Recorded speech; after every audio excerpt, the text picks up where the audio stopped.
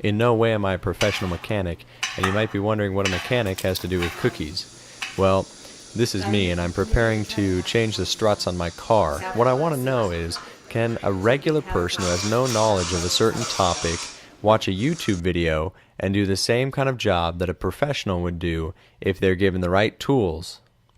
That's what I'm setting out to see.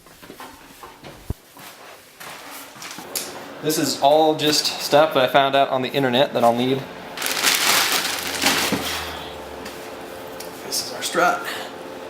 You need to twist it clockwise in order to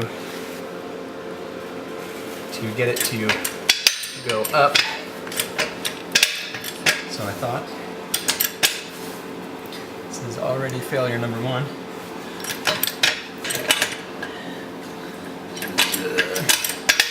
It is supposed to be doing something right now. This is me being worried. We don't need 3 people here to do the 3 Stooges. Ah, look at that! Hey, look, it's going up. Now I'm scared though. If one thing goes wrong, who knows what else goes wrong? Not how I was hoping to start doing the one simple thing and not having it work. So here we go. We're jacking the car up.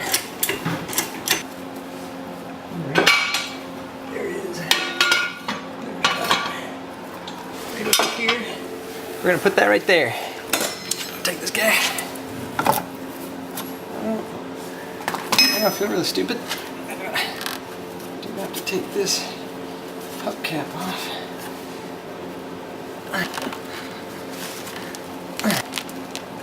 Well, they're supposed to pop off. This is problem number 2. Well, this is embarrassing. Alright, so I found a few more tools and I've kind of laid them out here because the more tools I'm surrounded by, the more professional and cool I feel. I don't really know what this one's for, probably to take a screw or a nail out of something. So I'm going to try to go ahead and use this to get that kept. Oh, look at that. More than just taking screws off. You can take a hubcap off. So naturally I did not loosen these on the ground before I decided to raise it up on the jack stands, which you're supposed to do. Let's see if I can go ahead and do it anyway.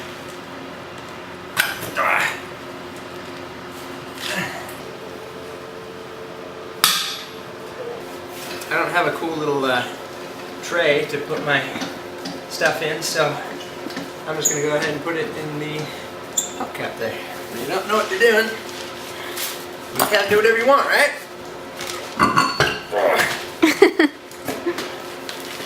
Alright. I got the wheel off. Oh, wheel is rolling away. Alright. Got the wheel off. We got the wheel stabilized.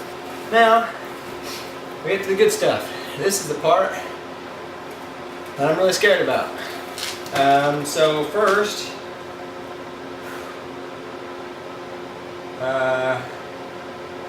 I'm going to pop the trunk, because that will stall me from doing anything that will break anything longer.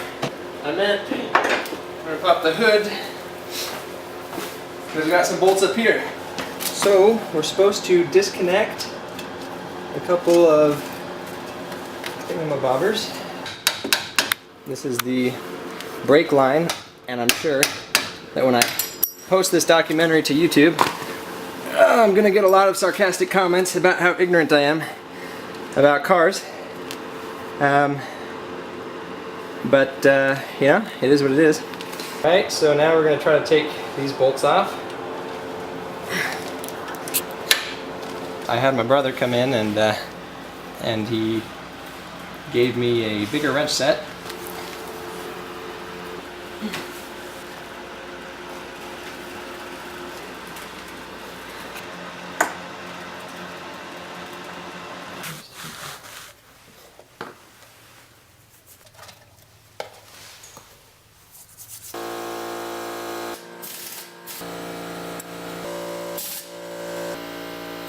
I went and I bought an air wrench, and we were trying to use it, and it blew the power out.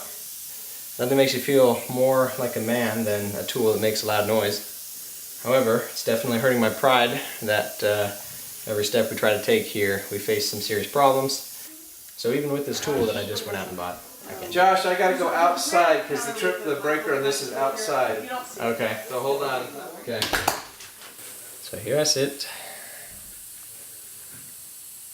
My pride hurt a lot.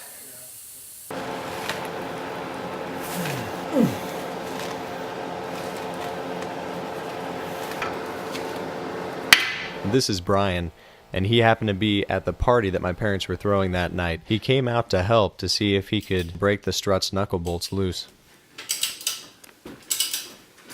What? No way. Are you serious? Oh man.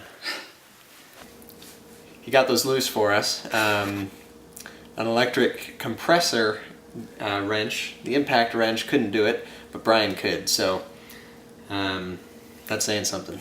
Anyway. Alright, so let's continue on here. Let's take these off. Now we're oh.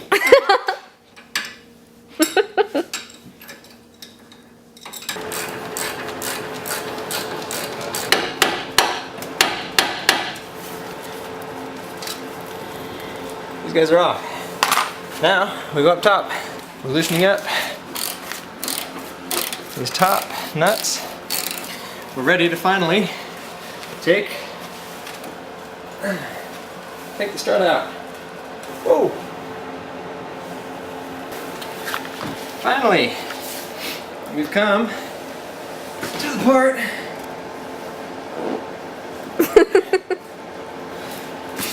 we've come to the part that we came here to see. This is the strut of your car. Ain't she a beauty? Ain't she a pain in the tuchus, huh? Okay, so now what we have to do is compress these springs. Okay, so now we've got the spring compressed, and we need to take off the top bolt. Now I'm going to go way over here, because if the spring is not compressed all the way,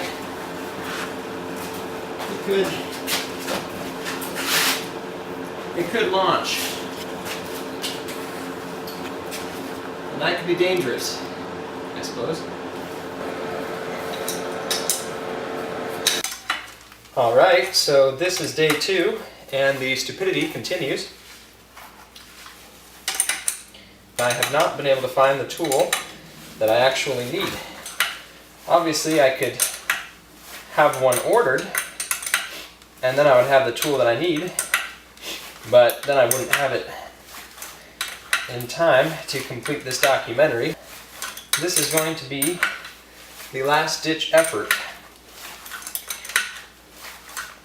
I'm going to attempt to attach the strut shaft to this vice clamp, which means I have to recompress the springs in a slightly different way so I can try to make room for that vice clamp to get in there.